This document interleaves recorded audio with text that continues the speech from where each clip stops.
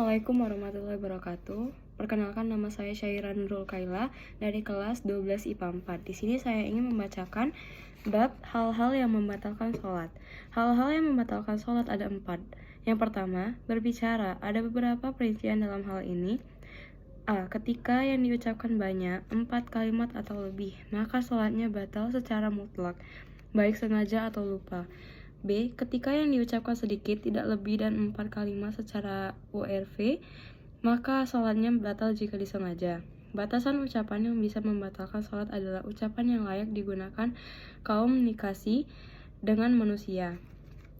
Yang kedua, permasalahan ucapan di dalam sholat. Ucapan sedikit tidak akan membatalkan sholat dalam 3 keadaan: ketika lupa, ketika tidak tahu akan keharamannya, ketika lisannya tidak sengaja mengucapkan.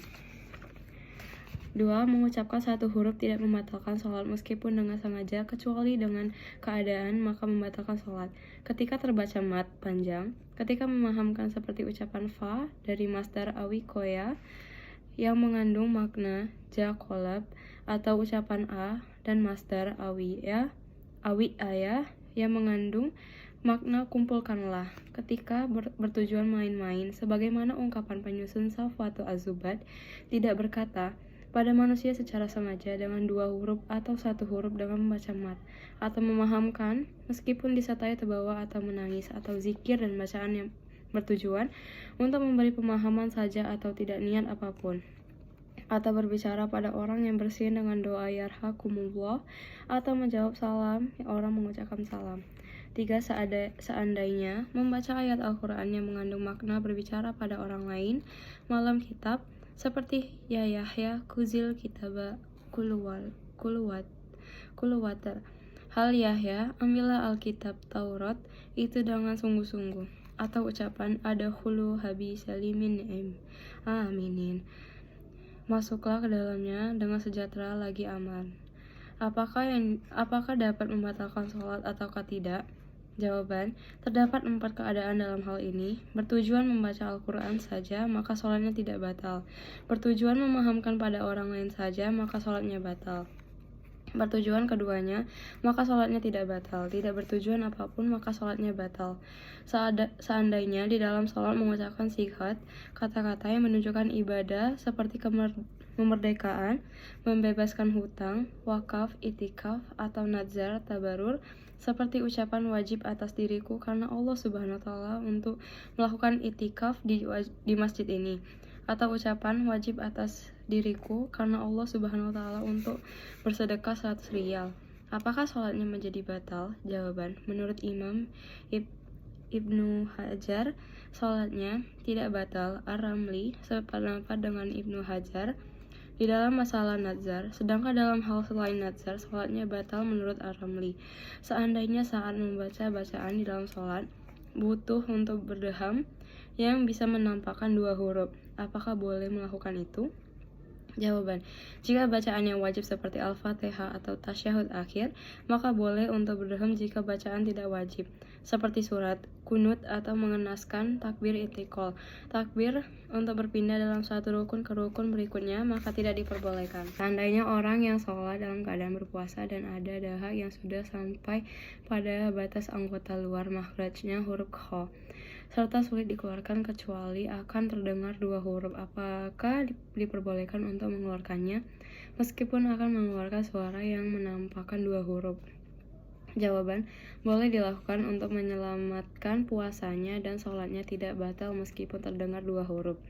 Seandainya imam berdeham dan nampak 2 huruf, apakah wajib bagi makmum untuk memisahkan diri mufaroqah dari imamnya? Jawaban, tidak wajib memisahkan diri, karena mungkin imam melakukan hal itu sebab ada uzur seperti tidak sengaja atau lupa. Karena secara dahir seorang imam akan menjaga diri dari hal-hal yang membatalkan sholat. Sebagaimana ungkapan penyusun Safwatu Az-Zubat, jika imam berdeham kemudian nampak 2 huruf, maka yang paling utama tidak memisahkan diri dari imam. Kedua, melakukan pekerjaan yang banyak.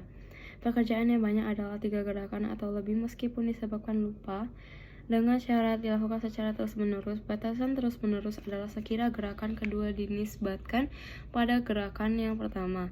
dan gerakan ketiga dinisbatkan pada gerakan kedua. Sedangkan yang tidak terus-menerus adalah hal yang tidak demikian. Yang dibuat pijakan dalam hal ini adalah URV, keumuman yang berlaku. Sebagian ulama memperkirakan tidak terus-menerus jika terpisah dengan kira-kira membaca surat Qul huwallahu ahad atau al-bayatus salihat. Permasalahan-permasalahan terkait gerakan yang banyak di dalam sholat. Satu langkah satu kaki dianggap satu gerakan, sehingga kalau kaki yang satu juga dipindah, maka dianggap dua gerakan. Menggerakkan tangan dan mengembalikan pada posisi semula atau menurunkan dan mengangkat tangan dianggap satu gerakan jika dilakukan bersambung. Tidak disalahi diam. Satu atau dua gerakan tidak akan membatalkan sholat meskipun dengan sengaja, kecuali dalam tiga keadaan. Jika bertujuan main-main, jika terlalu keras atau bukan terlalu keras. Jika niat melakukan tiga gerakan dengan niat seperti ini, maka sholat menjadi batal hanya dengan melakukan gerakan pertama. Tidak harus setelah gerakan ketiga, karena ia memula melakukan hal yang membatalkan sholat.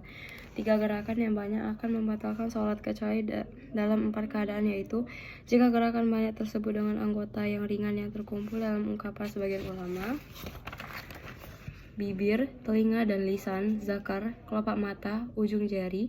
Menggerakkan semua itu secara terus-menerus dan banyak tanpa ada udzur di dalam sholat itu tidak membatalkan.